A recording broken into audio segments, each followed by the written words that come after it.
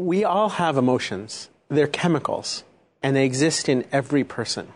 It's a long chain amino acid that's in our brains, in our bodies. They're produced in our brain. They're also produced in our bodies, and they flow through regulating every single cell in the human body.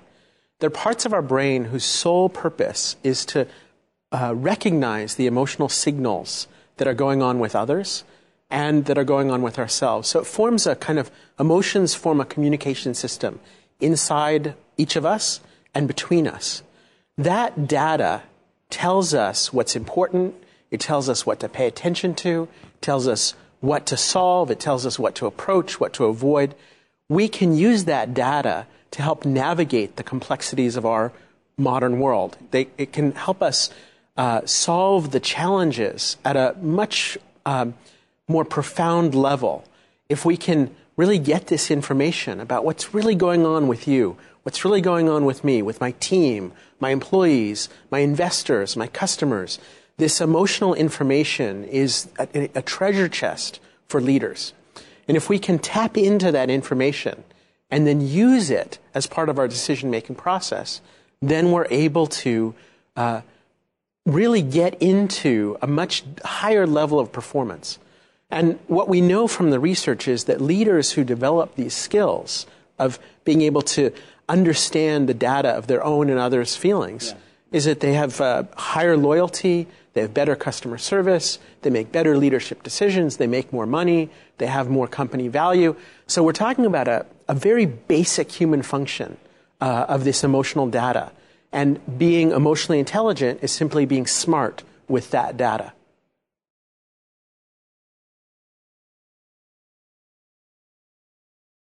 So people are driven by emotions. Leaders are driven by emotions. Employees are driven by emotions. Customers, shareholders. We are not purely rational. There's a component of all of our decision-making, of all of our thinking, is colored by emotion. So the first step for a leader or anyone else is to recognize you're feeling something, and those feelings are affecting how you make your decisions, and they're affecting how you evaluate the options that you have on the table.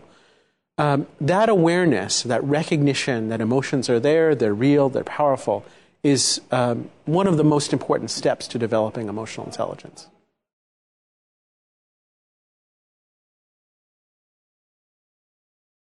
So I think there's two areas to consider. One is for us as parents, and how are we interacting with our kids, and what are we teaching them?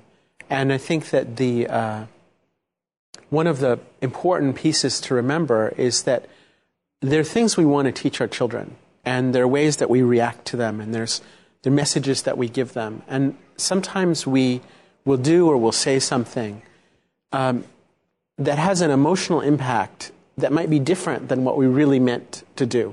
So maybe we want to keep them safe. Maybe we want to have them do their homework. Maybe we want to help them in some way. How we do that has a profound impact on the message that they take away.